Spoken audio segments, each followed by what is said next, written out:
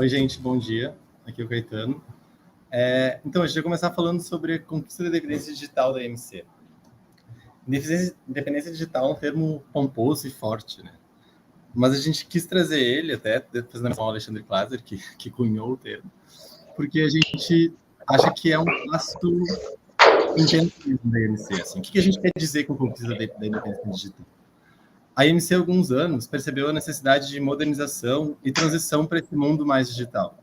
Essa transição não significava lançar só aplicativos para os clientes ou pensar produtos digitais, e transformar a maneira de pensar e trabalhar de toda a organização. E aí, isso já foi gerando alguns resultados. Assim. Se a gente pode ver, a EMC está dando esse grande passo, essa mudança assim, na maneira de trabalhar. Isso já vem gerando resultados, como esses aqui, assim, em relação ao trimestre e às vendas nos últimos meses. Mas fazer transformação digital e conquistar essa independência não é lançar um app. É contratar talentos especialistas em tecnologia, é evoluir as funções de negócio, que são o marketing, as operações, a gestão de gente, a partir da tecnologia e de dados. É também construir uma plataforma habilitadora de produtos digitais. É também lançar produtos digitais, mas não só. Também adotar uma governança que vá desde a definição da estratégia, a gestão de portfólio, que apoie todas essas mudanças.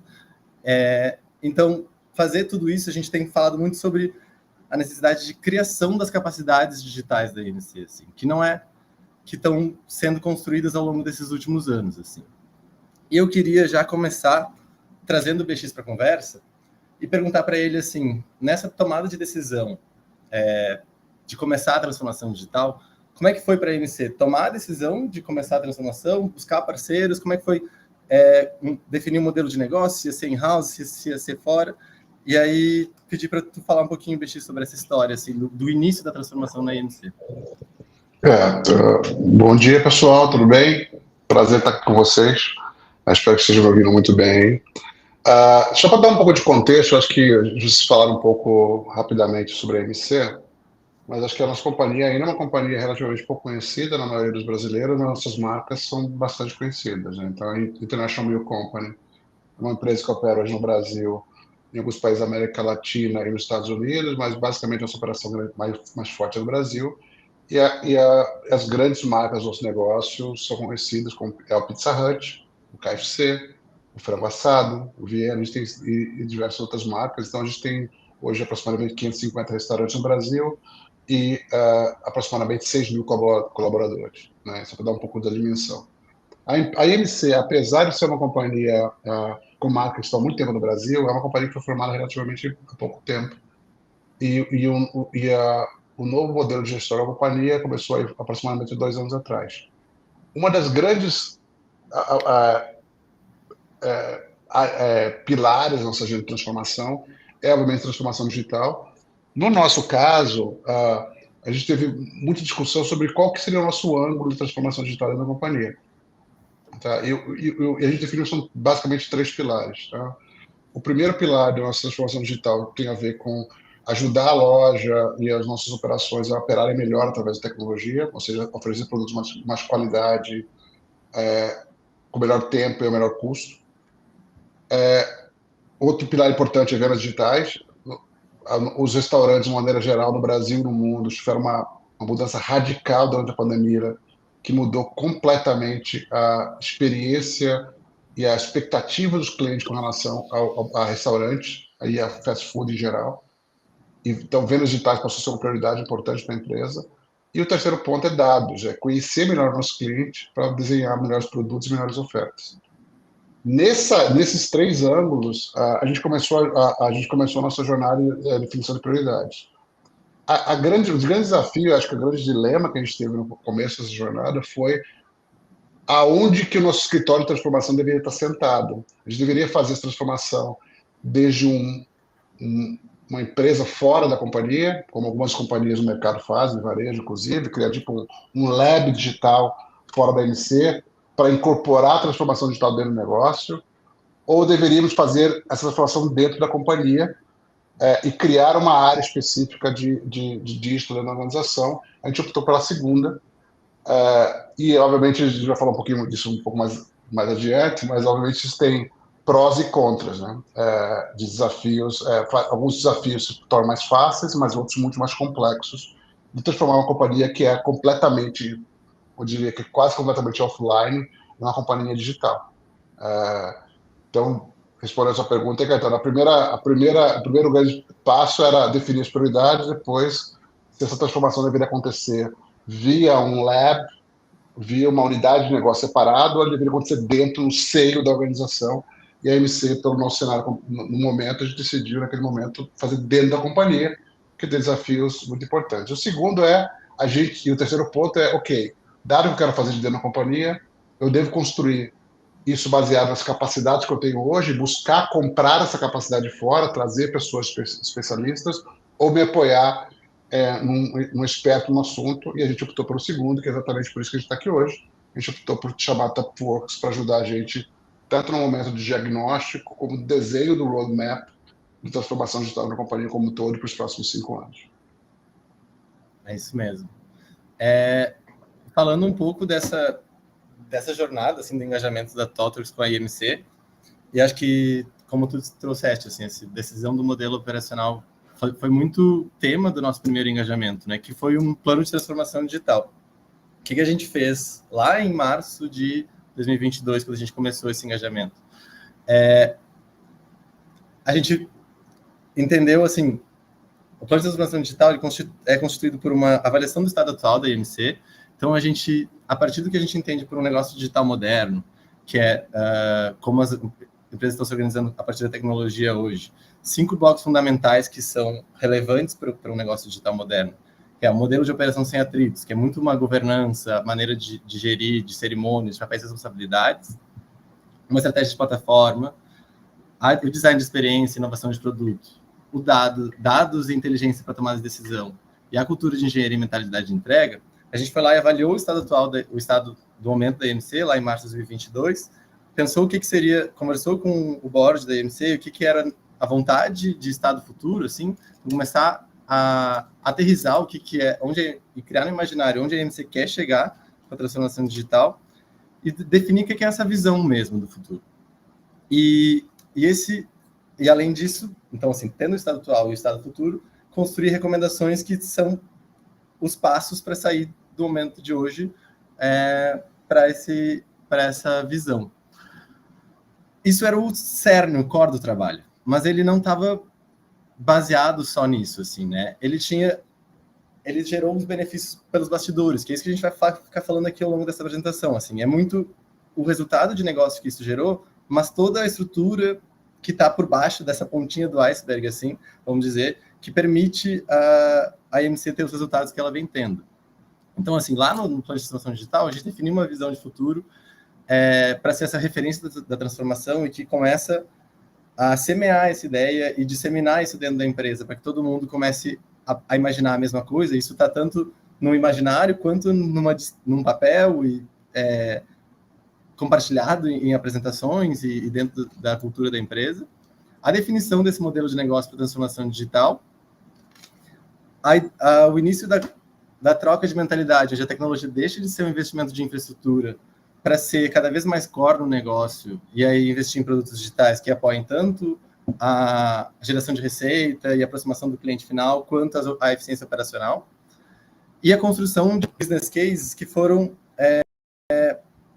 os programas pilotos, vamos dizer assim, para essa transformação, né? Como a gente está falando aqui que é sempre essa construção de capacidade para entregar um produto no final. Então, qual seria o programa piloto que vai nos permitir testar essas mudanças para que a gente refine elas e perceba quais são as práticas que a gente vai querer replicar para o resto da organização e assim ir transformando a nossa forma de trabalhar. Uma vez que a gente tinha essa definição do programa piloto, a gente foi para um segundo momento, que foi uma descoberta do app da Pizza Hut, que foi o programa piloto escolhido. O app tinha um potencial enorme de gerar receita, assim como o VX falou, que a pandemia acelerou muito o crescimento de vendas digitais, mas também de aproximar a Pizza Hut dos seus consumidores, né? E deixar de ter um canal terceiro, então, não ter só o canal de agregadores como um canal de venda e ter um canal próprio onde tem mais domínio sobre os dados e sobre a modelagem do produto para ser cada vez mais assertivo para o que os clientes querem e precisam. E aí, um Discovery Imaginar gerou uma série de fatos, como a criação das pessoas, o entendimento das dores dos usuários, um serviço de blueprint, uma criação de roadmap de Now, Next, Later e tal. Isso é, de novo, o core de um trabalho de Discovery. Mas o que ele gerou para além desse core do trabalho? Assim? Ele permitiu que a IMC conectasse os serviços digitais com os serviços de loja. Ou seja, quando a gente começa a pensar a experiência de um delivery, é pensar como é que isso vai afetar a produção da loja, como é que a gente vai ter um serviço de entregadores, e que isso faz tudo parte da experiência do app da Pizza Hut. Além disso, isso serviu para ser como a gente estava falando, assim, na criação de uma área de tecnologia, de uma área digital dentro da empresa, o Discovery foi quase como um cartão de visitas, a apresentação da área de tecnologia para o resto da organização.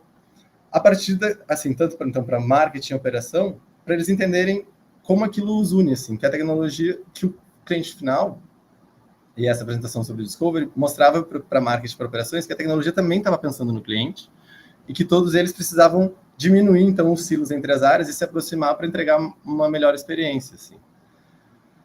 Uma vez terminado o Discovery, entra-se numa fase de criação do app, de entrega, assim. E é claro que isso não é uma cascata, né? Fez um Discovery no primeiro momento e depois vai fazer só o Delivery. Durante o Delivery, criou-se uma espécie de dual track, assim, onde vai se refinando e definindo exatamente como é a construção da solução.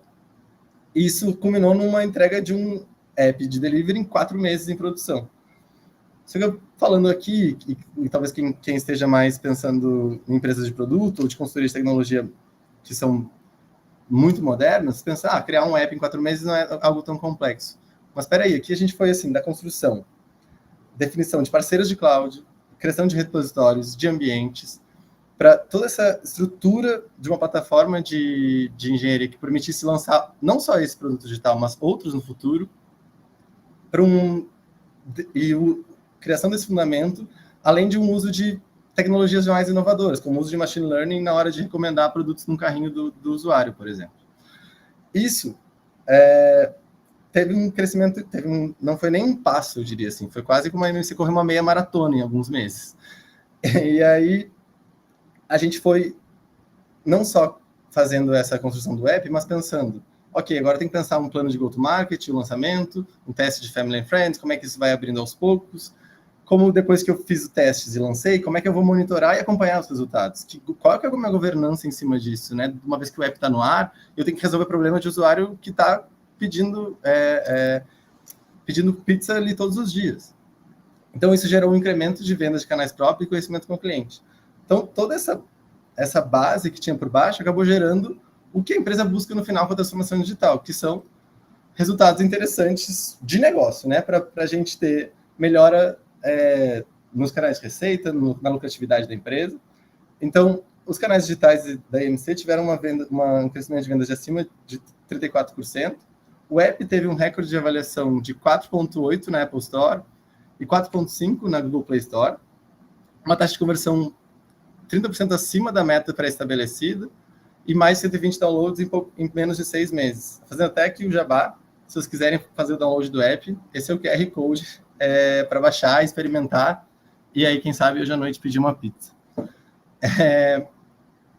Finalizando, assim, a gente deu uma passada por como foi o engajamento da Total com a IMC até aqui. Eu queria fazer esse overview, assim, desse step back, para vocês entenderem que a gente começou lá em março de 2022 com um plano de transformação digital, que tinha esse foco na visão futura e nas recomendações até lá. E aí, se vocês lembrarem, eu falei de 5 blocos fundamentais. Se a gente olha para o Discovery da Pizza Hut, ele tem um foco muito grande em produto design, experiência do cliente. Quando a gente fala do delivery da app, ele tem um foco muito grande em plataforma e engenharia. A Bárbara vai falar daqui a pouquinho sobre o escritório de transformação e a transformação digital em si, que tem um foco no modelo operacional. A gente teve um outro engajamento que focou muito em data e inteligência artificial. Então, a IMC vai dando passos em cada um desses blocos, de maneira que a transformação também altere a empresa inteira, assim, né? E aí, eu queria chamar o BX de novo para fazer uma segunda pergunta para ele, que é: ele até já deu um spoiler na primeira, mas como é que é a evolução desse primeiro, lá de março de 2022 até agora, assim? Com essas mudanças na forma de trabalhar, o que ficou mais fácil no dia a dia da IMC e o que ficou mais difícil? Vamos lá.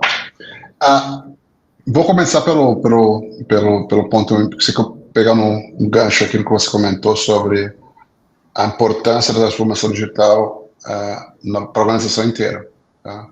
Então, desde o começo, a gente teve uma ambição muito clara com relação a o papel dos produtos digitais para a MC não é somente, obviamente, melhorar a experiência do usuário. Obviamente, isso é fundamental para o nosso negócio, é uma prioridade.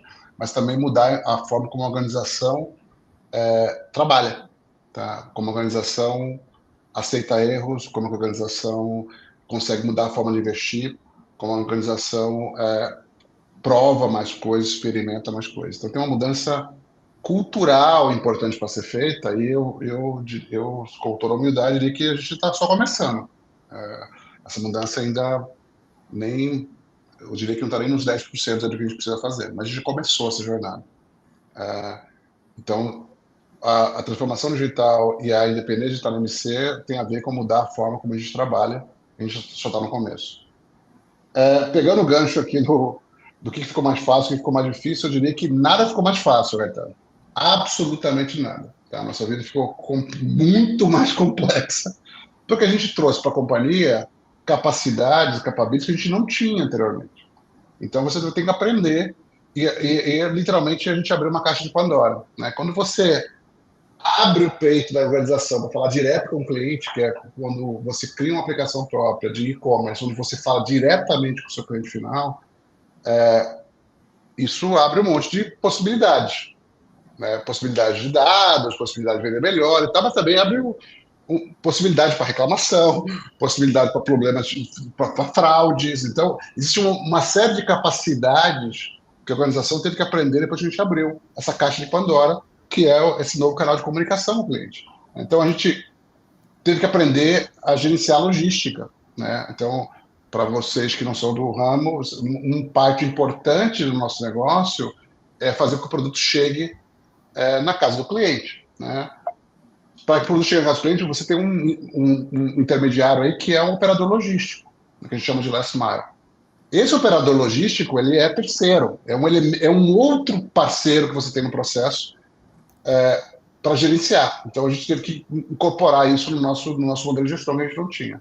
A gente teve que... Uma coisa é você operar, atender o cliente numa loja física, outra coisa é o modelo digital, onde você fala direto com o cliente e você tem formas de pagamento diferentes. Então, o nosso próprio processo financeiro teve que mudar. O processo de escuta ativa do nosso cliente, né? Como que a gente computa, gerencia, atende, fala com o nosso cliente sobre reclamações, status de pedido, que a gente não gerenciava isso antes. Você tem dados, você tem muito mais informação, então é muito mais fácil a gente se perder no meio da quantidade de informação. Você tem mais informação, mas ao mesmo tempo você tem que ter um olho mais clínico para poder tirar conclusões sobre esse dado. Então, eu diria que a nossa vida ficou muito mais complicada. Né? Como que isso se paga, BX, então? Se paga pelo fato de você encurtar a distância com o seu cliente, você conhecer melhor ele e oferecer produtos e serviços de melhor qualidade, mas, obviamente, porque você tira intermediários do serviço ao cliente, isso possibilita maior margem e isso é que paga o projeto. Então, é a rentabilidade do canal que permite que o projeto se pague. Todo esse esforço gigante se pague. Então, a gente está contente com o resultado, a gente vê resultados financeiros importantes no primeiro momento, mas a nossa vida está muito mais complicada. Né? Então... É certo. Bárbara. Tá, bora lá. Bom dia, gente. Então, assim, fazendo até um gancho com isso que o BX acabou de falar. Assim, quando a gente começa a falar de transformação, a gente começa a desenhar aquele mundo ideal, né? A gente fala de todas as nossas ambições estratégicas, a gente cria novos modelos, a gente cria novas ofertas, a gente pensa como que a experiência vai ser maravilhosa. E aí a gente tem um abismo para cruzar, né? Que é a realidade.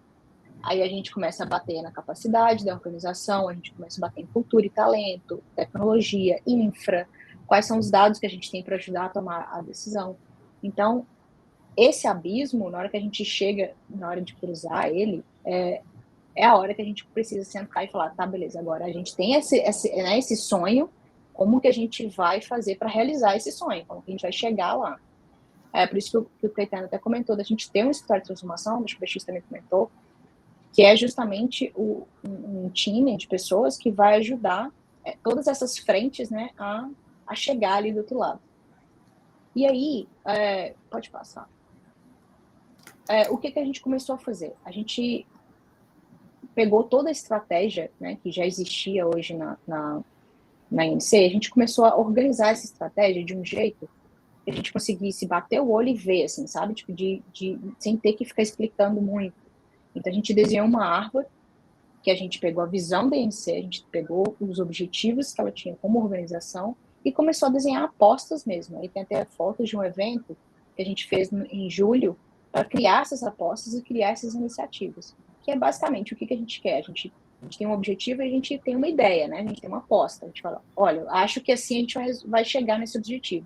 A gente aprende, a gente, né, cria as iniciativas para aprender, entender se realmente faz sentido, e a gente fala, tá, beleza,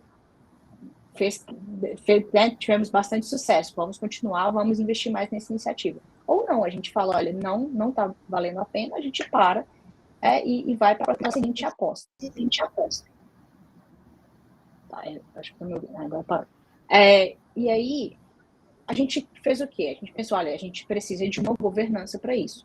O Caetano falou uma coisa ontem que eu achei muito bom. Assim, a pior governança é aquela governança que ela não existe. Porque ela vai existir. É aquela que você não define. Ela vai existir, você criando ou não. Então, é melhor você criar uma governança que vai te ajudar. Né? Porque ela precisa existir, ela precisa acontecer para o negócio seguir. E aí, às vezes, as pessoas escutam a palavra governança e já ficam, né, com medo, assim. E a gente precisa ter uma governança que seja enxuta, que não vá segurar a gente mesmo, né? Tipo, não deixar a gente seguir como, né, nossos objetivos. Então, o que a gente fez? A gente trabalhou em basicamente três frentes. Assim. A gente pensou no design organizacional, então a gente começou a pensar como que seriam as estruturas, como que elas, dos times mesmos dentro de digital, como é que a gente iria fazer divisão de produtos, como é que iam ser os papéis de liderança, e a gente começou a ir para esse segundo pilar, que era definir basicamente papéis e responsabilidades dentro de produto, e eu já falo que produto, a gente é produto digital, tá? Porque o BX, a gente sempre falava com ele produto, ele falava, meu produto não é produto digital, meu produto é coxinha, é pizza, e aí a gente ficava nesse embate, mas produto digital, e aí a gente passa para o último pilar aí, que é a governança enxuta mesmo, né, que entender como que a gente faz aquele mecanismo que eu acabei de falar, sabe, de aprender e testar e realmente parar as apostas, parar iniciativas e a gente conseguir fazer isso de uma maneira bem rápida. Pode passar. Tá. E aí, a gente parando agora, assim, já tem 18 meses que a gente está nisso, a gente, né, o que a gente vê, assim, o que aconteceu, como que está essa transformação? Hoje a gente tem uma área digital construída que é reconhecida e é buscada pela organização, então hoje uma pessoa pensa em um produto, ela vai conversar com o head de produto, com a head de engenharia, eles reconhecem aquelas pessoas como pessoas que vão habilitar a criatividade delas, né, no dia a dia. A gente tem um produto que foi desenvolvido do zero, como o Caetano falou, em 4 meses, e ele tem uma plataforma por trás dele, né, que foi totalmente construído para apoiar a INC como um todo, não só a Pizza Hut. A gente tem papéis chaves que foram definidos e contratados, né? Teve algumas pessoas que a gente, né, considerou internamente, né? Hoje estamos exportando o mercado, mas teve outras que a gente teve que buscar fora, a IMC teve que buscar fora mesmo, contratar. E a gente tem uma estratégia que está totalmente orientada para valor de negócio. Então, aqui, tudo aquilo que eu falei de visão, aposta, a gente tem que falar, né, qual que é o valor que eu estou adicionando para o meu cliente final. A pessoa que está ali no app comprando a pizza, o que eu estou adicionando para aquela pessoa, né? E hoje a estratégia está toda organizada daquele jeito. E a gente tem pessoas da MC que né, criaram toda essa competência do mindset ágil e do mindset de transformação digital mesmo dentro da empresa. Aí a gente tem até uns status, o Caetano comentou, né, que quando a gente fez aquele assessment lá há 18 meses atrás, a gente saiu com muito mundo de recomendações, Hoje a gente tem 10% delas concluídas, tem 21% delas que estão em andamento, que são contínuas, e 43% em progresso. Então, a gente tem muita coisa acontecendo. Se eu olhar, só 26% delas não foram iniciadas. Então, a gente tem muita coisa acontecendo, e igual o BX falou, né, a gente ainda tem muito a fazer, mas tem muita coisa acontecendo. Assim, para nesses 8 meses e olha, tem muita coisa legal que já rolou. E aí, assim, algumas lições aprendidas, nem tudo foram, né, nem tudo foi maravilhoso, tá, gente? Mas uma coisa bastante importante a gente ter um programa piloto, sabe? Ter aquilo que o Caetano falou, a gente construir um business case e falar assim, olha, vamos começar por aqui, foi muito importante para a gente conseguir entender se o que a gente recomendou estava certo, a gente testar, né, todas as barreiras que a gente ia ter, e ir mudando os planos, e isso, ter esse programa para a gente testar foi bem importante, foi bem mais fácil mesmo, né, de ter um teste ali contido, para a gente conseguir seguir. Vou passar por de baixo, acho que ter mudanças pequenas e constantes também foi muito importante. A gente não fazer uma mudança gigantesca, a gente tem que esperar 6 meses para entender se ela valeu a pena, sabe? A gente ter mudanças pequenas e sempre estar validando se elas fazem sentido ou não. A gente ter uma linguagem comum, aquilo que eu falei, a gente falava várias vezes, a gente, porque o head produto, já temos um head produto, é a pessoa que faz a pizza, que faz o sabor da pizza. E hoje a gente precisa ter uma linguagem comum, assim, sabe? A gente precisa falar e o BX entendeu o que a gente está falando, né? A gente precisa falar com o resto da companhia e a companhia entendeu o que a gente está falando. Então, a gente está falando, olha, a gente tem agora um head produto, eles vão falar, não, a gente sempre teve um head produto, né? Então, a gente tem um head produto digital, né? Então, a gente ter essa linguagem comum, a gente, né, custou para calibrar assim, um pouco e aprender. Acho que faltou só o último ponto. Desculpa. Isso. E a importância de parceria, gente. A gente focar no que a gente é bom, sabe? Então, a gente não fez esse produto sozinho, não foi só a Talkworks e a AMC, foram vários parceiros. E a gente, né, focou cada parceiro no que eles são bons para conseguir né, entregar aquilo que a gente precisava que ele entregasse. Mas é isso, acho que pode passar. A gente tem uma última pergunta para o BX, que é, se vocês soubessem tudo que vocês sabem hoje, né, há 18 meses atrás, o que vocês fariam diferente, o que vocês fariam igual? Pergunta bacana. Não, bacana. Acho que tem algumas coisas, conectando um pouco ao que você já falou aqui. Acho que tem 2 elementos para mim fundamentais que eu acho que talvez a gente minimizou no primeiro momento, tá? Então, vou começar primeiro, vou fazer o contrário, vou começar por as coisas que eu repetiria, que eu faria exatamente igual. Eu acho que tem um conhecimento de transformação, um líder da agenda de transformação da organização é fundamental.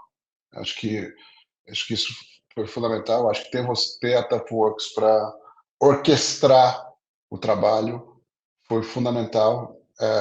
E eu repeti, acho que eu farei de novo.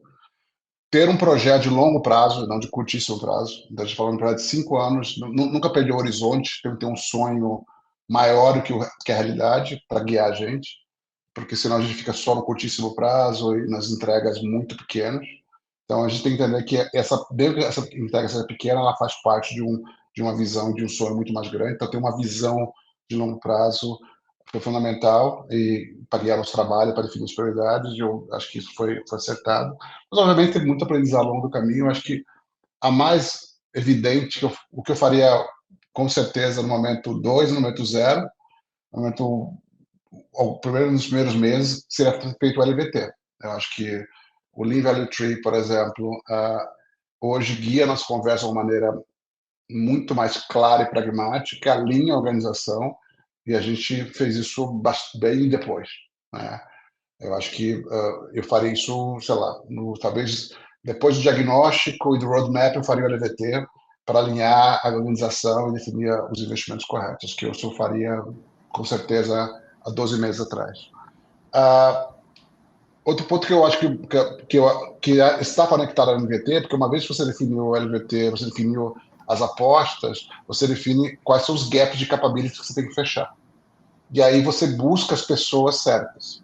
Então a gente tem aquele ditado, falar, primeiro primeiro, first who, then what, né? Então, primeiro quem, depois as pessoas. É mais ou menos, né? Porque se você não sabe onde você quer chegar, você não sabe que capacidade que você tem que trazer para dentro do barco. Então, a gente definiu um grupo de pessoas que era super talentosa no primeiro momento, mas faltou alguns capabilities importantes naquele primeiro momento, e a gente só trabalhou isso depois. Então, fazendo a LVT e fazendo um assessment das capacidades que a gente deveria ter no momento zero da organização, a gente faria talvez essa transição um pouco mais suave, né? Se for em 4 meses, talvez a gente viesse em 2, né, Caetano? Faria talvez muito mais rápido, muito mais, com resultado muito mais palpável. Eu acho que a gente aprendeu isso com o caminho. Teve coisas, eu acho que uma coisa que o roadmap nos deu, mas a gente minimizou isso, foi quais são os passos que deveriam acontecer na sequência correta, né? Então, quais são para implementar, para fazer algumas, para tirar proveito, por exemplo, do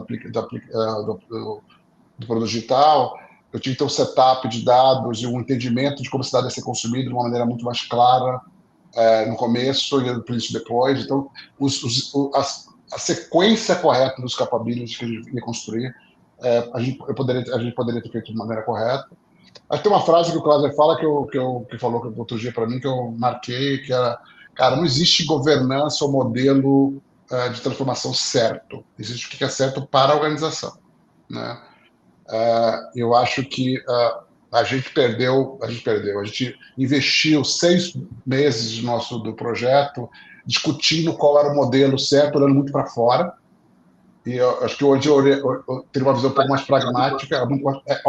Obviamente é muito mais fácil falar isso hoje, 18 meses depois, né, do que no começo, mas eu teria uma visão um pouco mais pragmática. Eu não tentaria copiar um modelo de fora, eu tentaria fazer uma coisa que funcionasse diretamente para a organização, de baixo para cima, e modelo de governança que funcionasse para a nossa realidade de hoje e deveria evoluir com o futuro. Então, isso eu acho que eu faria um pouco diferente. E uma coisa que eu acho que o Caetano e a Bárbara falaram muito bem, o tema de alinhamento de comunicação. Eu acho que a gente talvez subestimou o quão difícil fosse para a organização entender algumas coisas básicas do processo. Por exemplo, falam sobre ágil, para vocês é como uma segunda linguagem.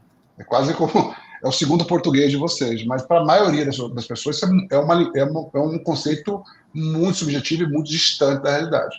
Então, fazer um setup original de, galera, vamos falar aqui, vamos tentar alinhar o que eu quero dizer com a transformação digital, eu dedicaria mais energia para isso no primeiro momento.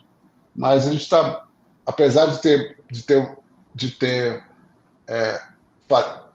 olhando em perspectiva, mudar algumas coisas, acho que eu não mudaria nada do que a gente fez. Hoje eu só sei isso porque a gente fez as coisas da maneira que a gente fez. Né? Então, eu achei que você mudaria alguma coisa, eu falei, não mudaria nada. Fazia exatamente tudo que a gente fez, porque foram os erros que permitiram que a gente aprendesse. Eu acho que esse é o maior valor de qualquer transformação digital, ensinar a organização a testar, a errar, a cair, levantar no dia seguinte e aprender com isso. Então, se a gente não tivesse errado, eu talvez não teria essas lições aprendidas. Tá? Então, eu não mudaria absolutamente nada na nossa jornada.